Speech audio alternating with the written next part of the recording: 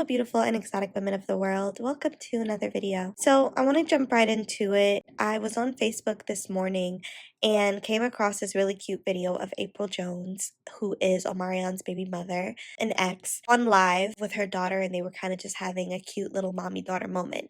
And I just thought that was so sweet, just to see her loving on her daughter and them having a little bonding moment. But of course, I went into the comments to find some really ugly things that people were saying, and we're going to expose it today because I think we get gaslit a lot in this community, and we're told we're not that special, we're not that great.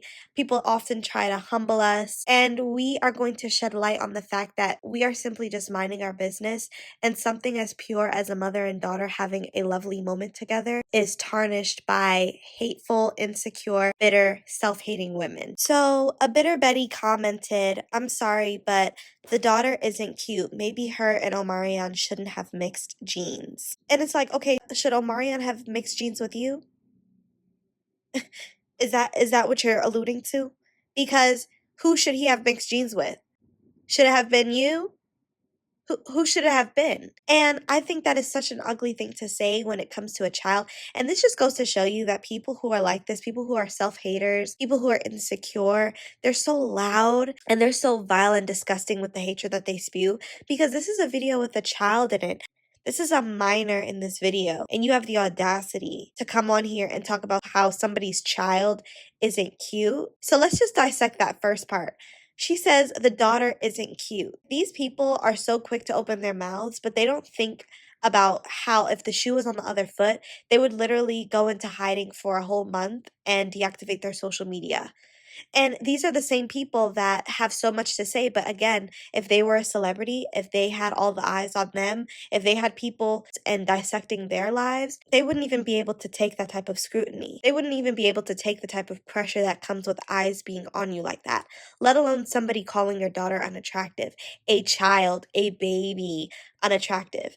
At your big grown age, what do you get from coming on social media and spewing hatred at a beautiful little girl? Then she goes on to say maybe her and Omarion shouldn't have mixed genes. And so we all know April Jones is an exotical, right? April Jones is a beautiful Black and Asian woman, and she has beautiful brown skin. And Omarion is a handsome man himself, but I believe Omarion even has admixture himself. So these are two people who have a diverse background and diverse genes. Why can't two people like them get together? What's wrong with them mixing genes? And it's almost like because their daughter and both their children don't have the typical unambiguous Black person look, it's almost like this person who commented this is trying to allude to the fact that there's something wrong with them, that them not being monoracial or them not being unambiguous equals something is wrong, something don't look right, they're not cute, they're unattractive. And that is the harmful rhetoric that exoticals have been trying to share with the world since this community has come about. And it is the fact that people like to use our differences and the fact that we don't look like the typical average unambiguous dark-skinned person and label us as something is wrong, we're weird, we're different. And because they're insecure and low-key self-hating and low-key jealous, they'll say, "Oh, you're ugly." And I find that her saying mixing genes was kind of shady, because it was almost like even though April is an exotical, she still didn't make your kid cute. And what I get from this too is that it's almost like more of a dig towards the mother and the choice that the father made to get with the mother and their decision to get together. I think in this comment, she's really trying to shade April while also shaming Omarion. And I don't like that this woman is trying to allude to the fact that Omarion picked the wrong woman to be with to make a child. Then you go down to another comment and someone writes, "Girl, you know two beautiful people don't make the most beautiful children, but that's their child and they love her and she beautiful the way God made her." So let's dissect this. Girl, you know two beautiful people don't make the most beautiful children. Says who? Have you seen Angelina Jolie and Brad Pitt's children? Their biological children? Gorgeous. The perfect mix of the two of them. Why is it that this narrative is being spewed that two beautiful people or two attractive people make an ugly child? That's not true. And you know what this screams? It screams internally that she's trying to say, "Hey, pick me. I'm less conventionally attractive, so if a really handsome man like you, Omarion, picked me, we could have had a gorgeous child. We could have had a gorgeous, monoracially black, unambiguous child. Pick me because our child would have came out looking like what they were supposed to look like. And it's sick that this is what they're spending their time doing. Why don't you have something better to do? Why don't you leave a nice comment and leave? Or if you don't have anything nice to say, why say it at all? But the fact that they are coming on social media platforms to say this about children lets me know that they have nothing better to do and that they're also looking for a friend. They're looking for somebody to agree with their nasty, disgusting rhetoric that they're spewing. And they are still black. So why would you ever feel like, so what sense does it make to tear them apart because they don't look like you or because the mother doesn't look like you? And there really needs to be a study done on why grown adults find themselves on social media platforms being hateful. There needs to be a study on it. Because why aren't you clocking in? Why aren't you at work? Why aren't you doing something with your funky ass children?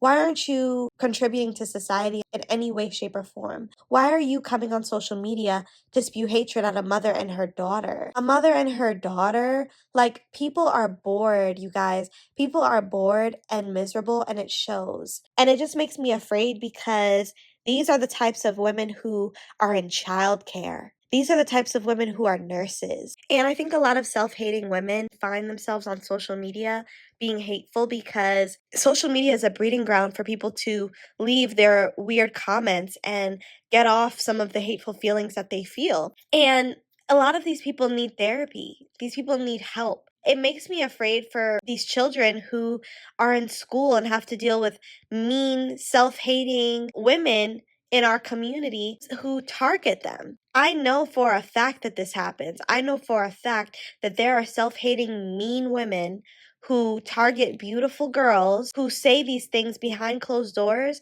and have the audacity to sometimes even say it to their faces. And even if they don't say it to these children's faces, they may treat them badly or treat them different from the other children.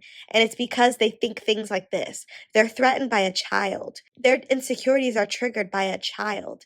And I want to touch more on insecure, self hating women. I have experienced a light skinned monoracial girl who befriended me but didn't really like me and took out her insecurities on me. And she was very male centered. She was very focused on achieving and maintaining the male gaze. And if it wasn't on her for every second of the day and it happened to jump onto me or another one of her friends, she would try to make us feel bad about ourselves. And she was also one of those women who believed in the white supremacist beauty standards.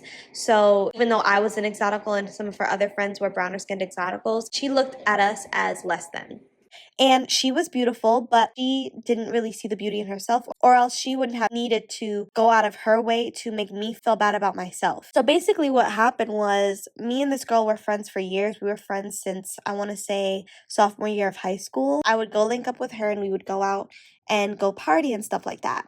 And I noticed with her, she was one of those girls who was very wrapped up in the male gaze, especially the black male gaze. So I realized from very early on within my friendship with her that she was so focused on the male gaze that she would make her friends look bad in public if it meant getting praise and if it meant being chosen. In a way, she was a pick me. In a way, she absolutely was a pick me.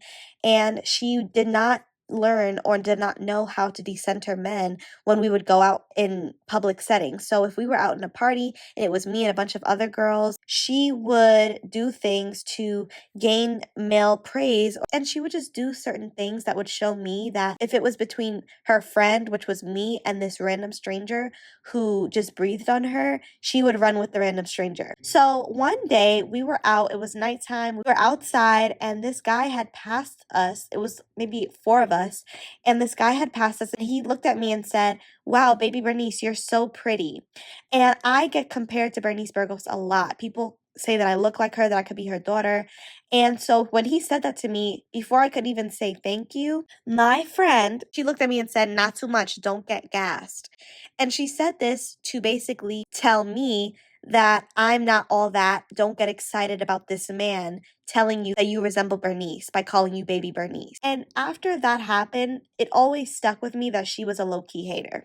And this is why I say that exoticals aren't exempt from getting treated badly or being hated on by anyone. Even your own exotical sisters who struggle with internalized hatred, self-hatred, and who believe the lies of colorism, so if they believe that light skin is better than brown skin or dark skin, they will still hate you, even if you are an exotical yourself.